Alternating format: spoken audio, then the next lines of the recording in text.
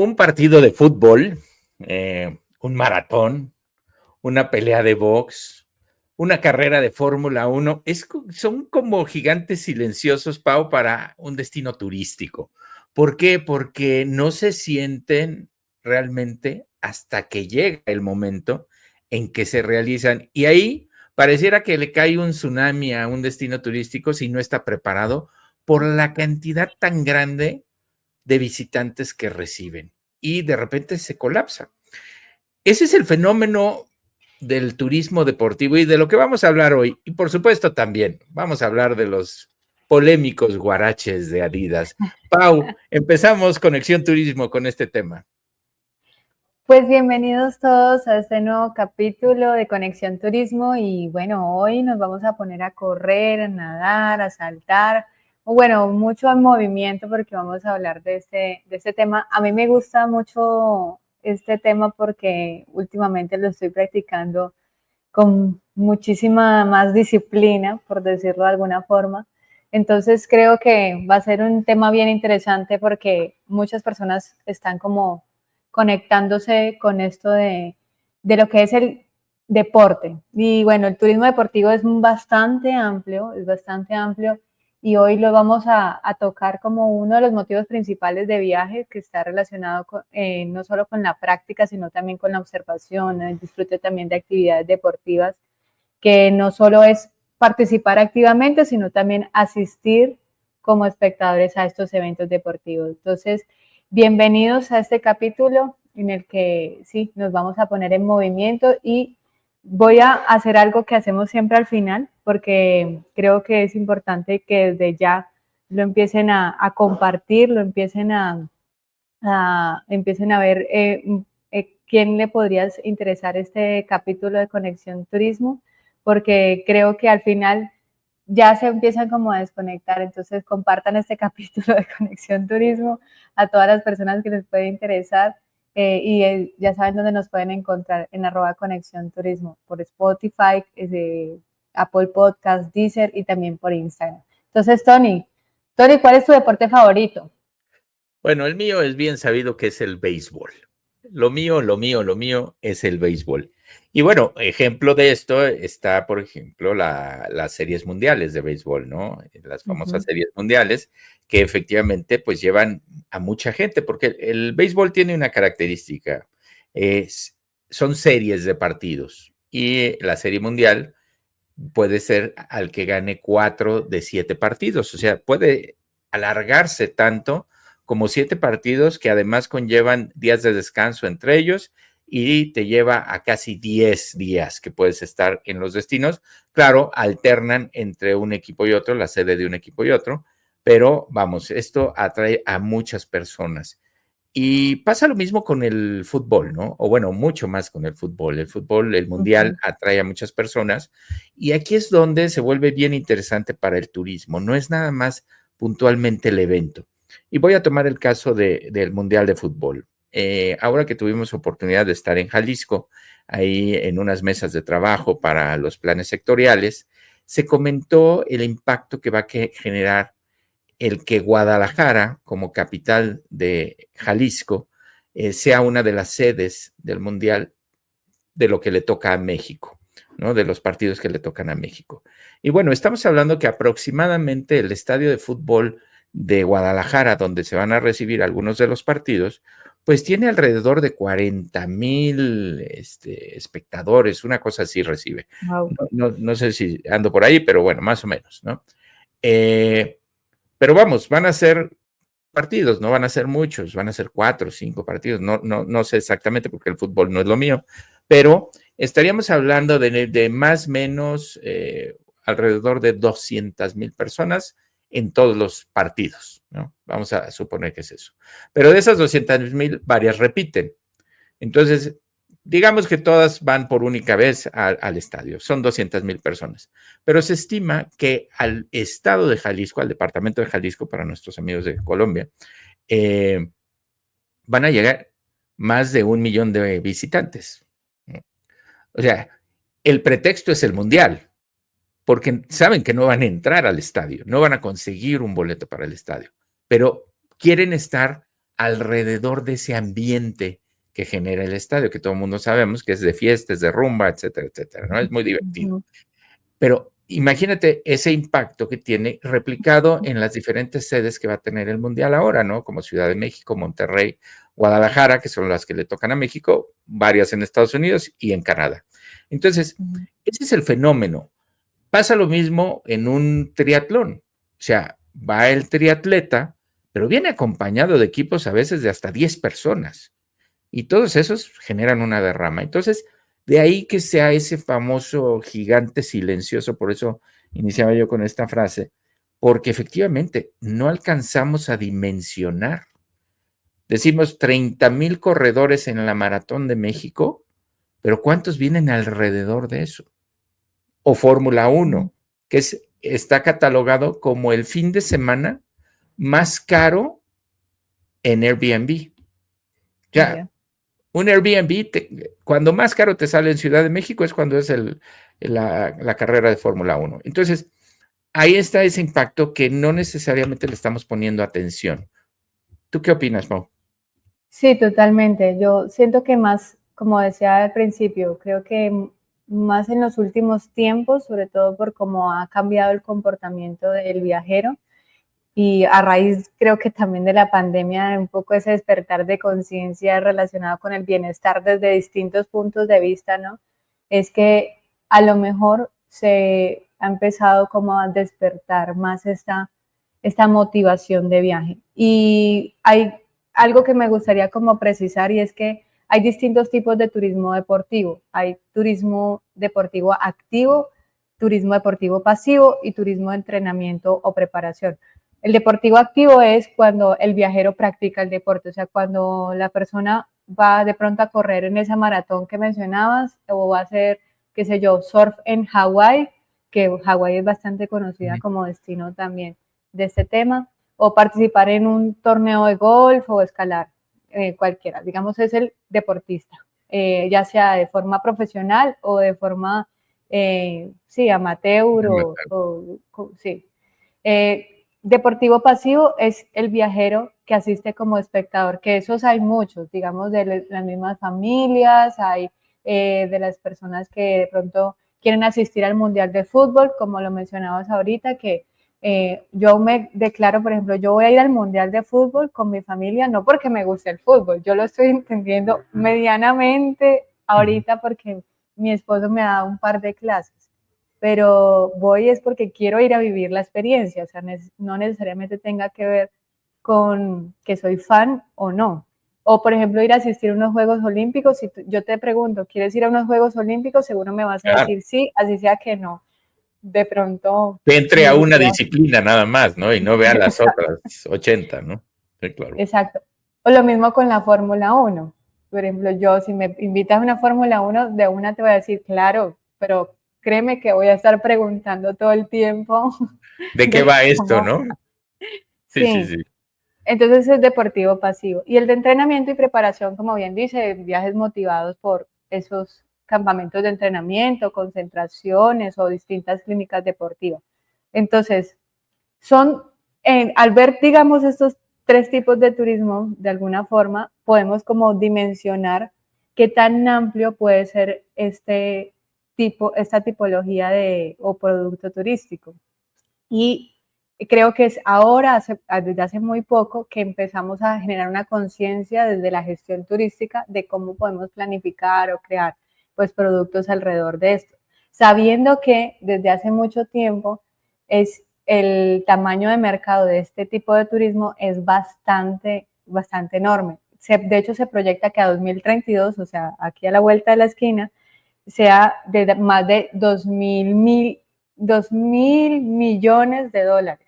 Entonces, es, pues, digamos, un mercado bastante amplio que definitivamente hay que prestarle atención y de hecho, según la ONU Turismo, ya representa un 10% del gasto mundial en turismo, porque hay muchas personas que combinan lo recreacional con la parte deportiva o activa, porque empiezan como a generarla incluso como espacios dentro de los mismos resorts o espacios activos dentro de los mismos productos. O sea, o quien no ha ido de pronto a un resort y encuentra una clase de yoga en la mañana, claro, por decirlo así.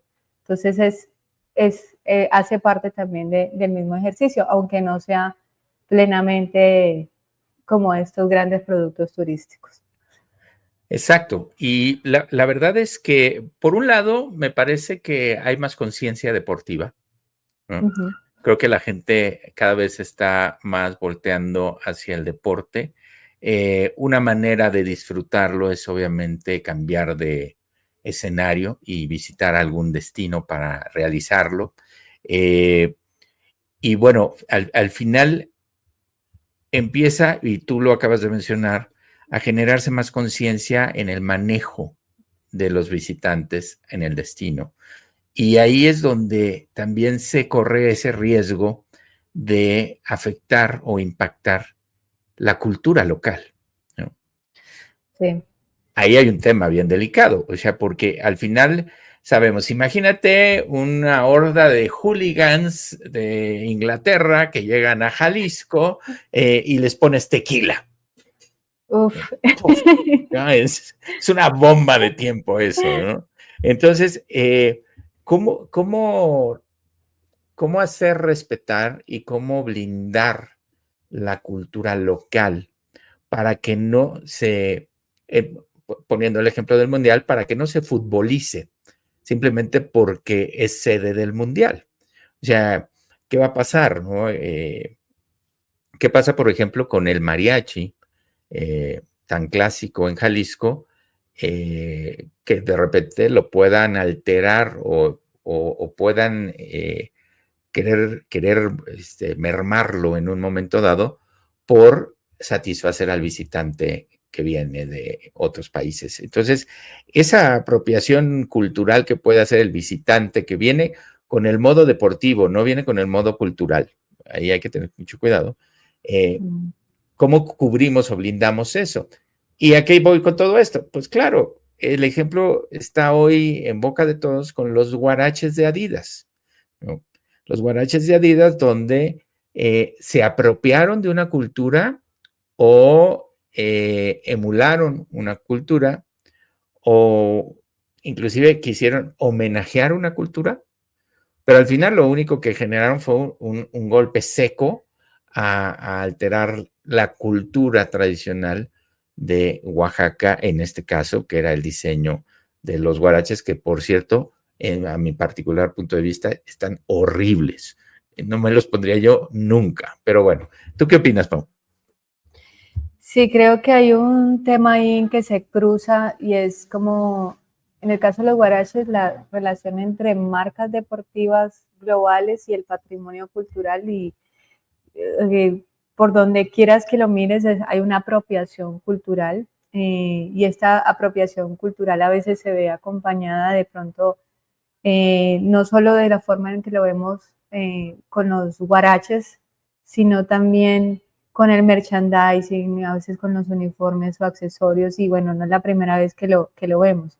Hay un ejemplo que de hecho entiendo que es de donde sale, me perdonan que yo a veces no sé cómo referenciar estos datos, pero de pronto nuestra productora nos ayuda como a proyectar lo que estoy diciendo. En uno de los mundiales que se hicieron en México de fútbol, hubo un ejercicio de justo muy interesante que era como de construcción cultural y digamos hubo un matrimonio ahí bien interesante porque hubo diseños y de hecho entiendo que parte es de donde surge el rosa mexicano. Yo quiero buscar esa referencia ahorita de pronto cuando estés hablando porque se me vino ahorita cuando estabas hablando porque es parte del ejercicio que incluso hubo como, ahorita hace parte como de la cultura pop también de México, pero me parece que ese ejercicio de haber incluido, digamos, a diseñadores mexicanos en un ejercicio que era de la misma construcción del mundial y de cómo se iba a representar, me parece que es la forma como correcta en la como se debería generar estos espacios de diálogo para mantener un respeto con la cultura local frente a estos mismos eventos. Entonces yo creo que de pronto hay una oportunidad desde el turismo deportivo con esa identidad local. El caso que vemos evidencia que hay un valor económico alto en los elementos culturales y que si se pudiese manejar mejor podría convertirse eso en también ingresos para las comunidades. Pero en este caso pues no hubo tal ejercicio y lo que hubo fue justo una, diría yo, falta de creatividad incluso, en donde hubo esta explotación como tal y digamos, mercantilización de la forma más burda de algo que pues hace parte pues de la cultura local.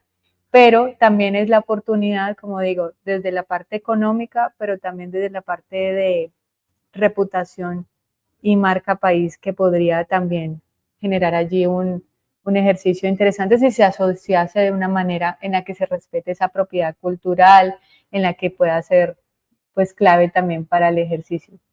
No sé, voy a buscar mientras ahorita puedas darme tu punto de vista, este ejercicio que estaba mencionando que entiendo que incluso es donde también parte el rosa mexicano, pero es que de hecho es una referencia, yo no soy diseñadora de moda, solo lo leí en algún momento, pero o diseñadora o artista como tal, pero me pareció bien interesante cuando lo construyeron en su momento y fue en México particularmente.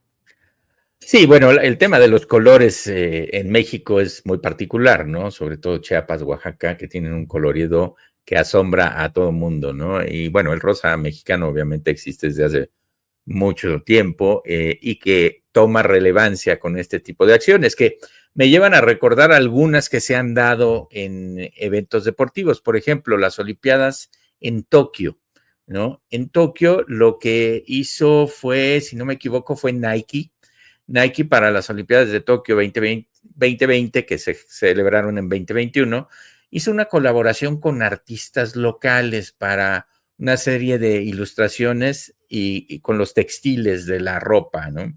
También Puma en México hizo una línea con bordadoras de Tenango, donde pues les aportaba regalías, les daba créditos, etcétera, ¿no?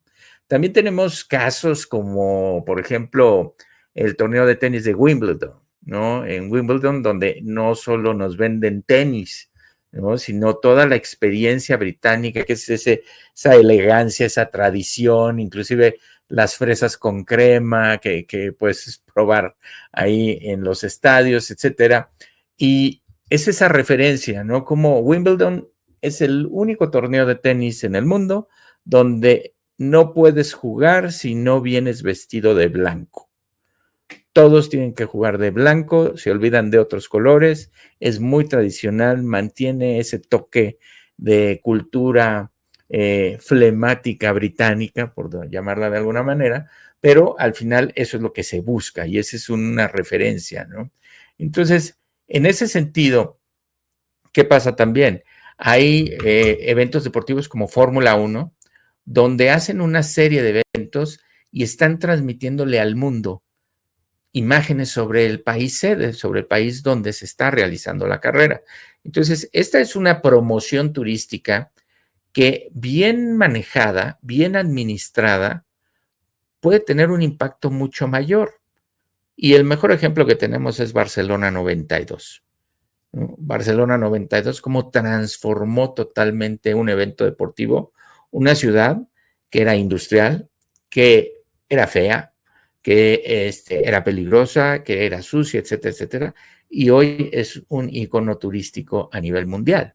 Entonces, esto, que después se convirtió en el efecto Sydney, que ya hemos hablado en algunos otros capítulos, a nivel de la promoción. Entonces, fíjate cómo estamos empezamos hablando del turismo deportivo, ya vamos en promoción turística alrededor del proceso turístico y también la defensa de la cultura local, porque tenemos el ejemplo de Adidas. Entonces, todo esto, insisto, es un gigante silencioso que va despertando y que nos va a atraer más.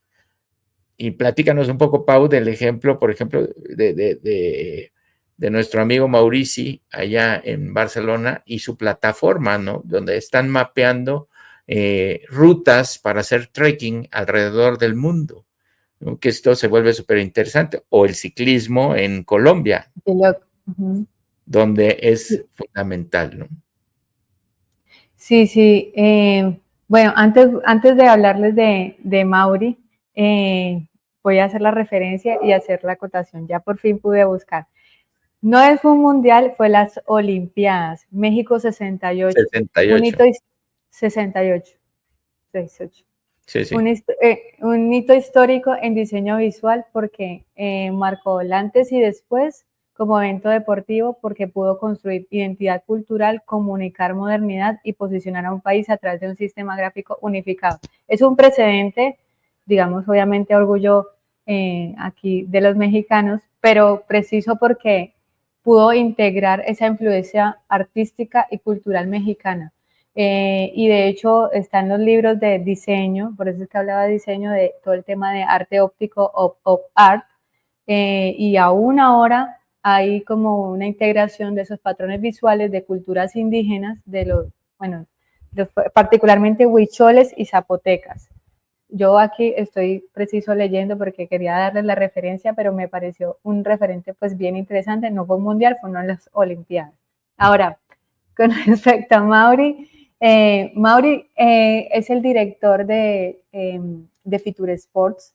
De hecho, está allí desde hace varios años dirigiendo este espacio tan importante dentro de la Feria de Turismo de Madrid, que preciso pues pone en conversación y en diálogo muchos de estos ejercicios alrededor de este tipo de esta tipología de turismo.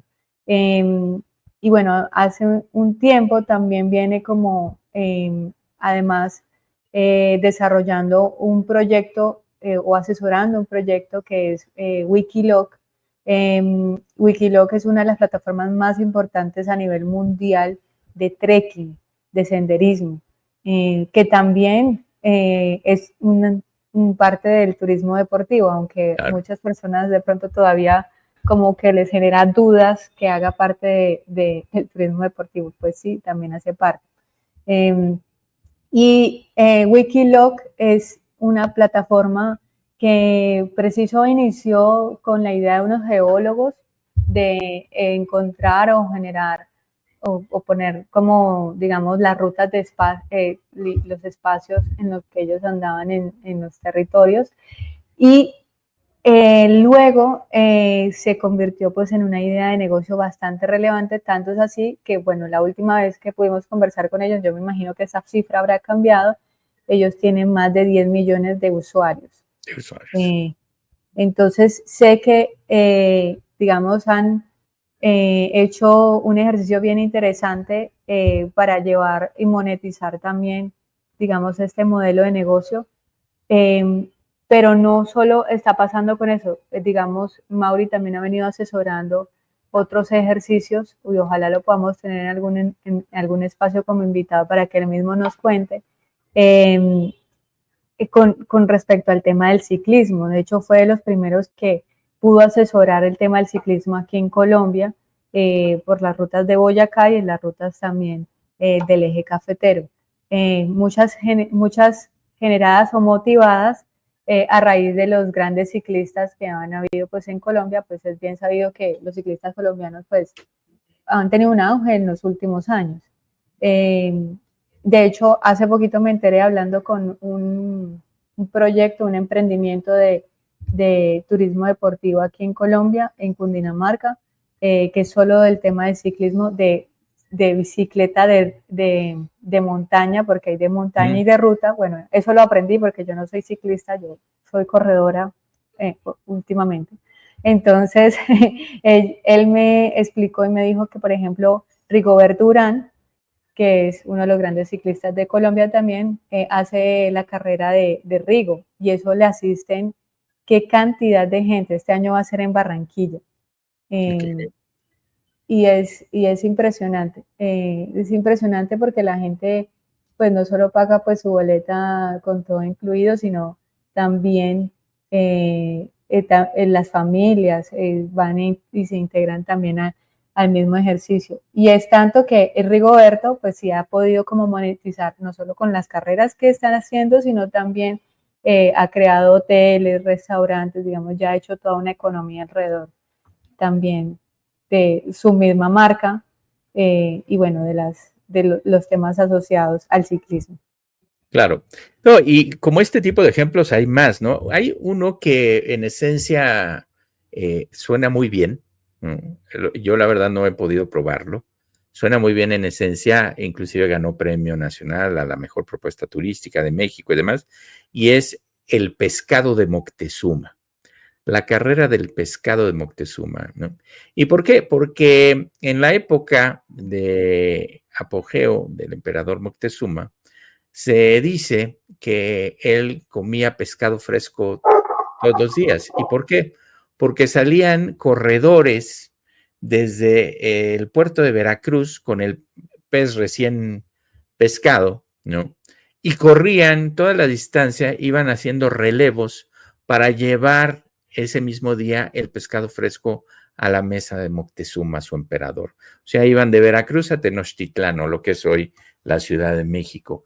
Y bueno, esto se ha convertido en una carrera donde mezclas deporte, donde mezclas turismo y donde mezclas cultura. O sea, atraviesa todos esos puntos donde se supone que pasaban los corredores de Moctezuma para llevar el pescado y al final se hace una carrera de relevos, se forman equipos, pero sí se vuelve un tema totalmente turístico porque van muchos, ¿no? En cada equipo van muchas personas que participan, visitan los lugares emblemáticos de la ruta, que hacen un recorrido turístico y al final también conocen la cultura, no solo de Tenochtitlán, sino la cultura actual porque atraviesa por pueblos mágicos y demás. Entonces, me parece que este tipo de productos son los que se vuelven muy viables hoy porque te habla de ese contacto con la naturaleza, de ese contacto con la cultura, que son finalmente las dos familias de atractivos que tenemos en el turismo y que te permiten una derrama que puede ser constante en un momento dado si hay si no hay temporalidad en la ejecución, por ejemplo, el tema del trekking o del ciclismo, pues no hay tanta temporalidad, o sea, puedes hacerlo relativamente siempre, ¿no? Hay otras cosas que no, que se tienen que hacer por épocas, hay cosas que son de un solo evento, como la carrera de Fórmula 1 es una sola vez al año en Ciudad de México, en fin, al final puedes hacerlo, pero hoy se da mucho estas travesías. También hay un producto que hoy estoy recordando que también ganó premio nacional como mejor propuesta turística de naturaleza y aventura, que es atravesar la Baja California de oeste a este. O sea, cruzas, tiene un reto significativo esa travesía.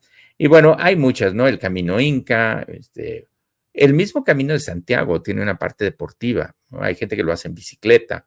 Entonces, creo que finalmente todos estos fenómenos nos llevan a tratar de darle realmente una posición relevante al turismo deportivo que yo creo que en muchos casos no se ha todavía acabado de entender.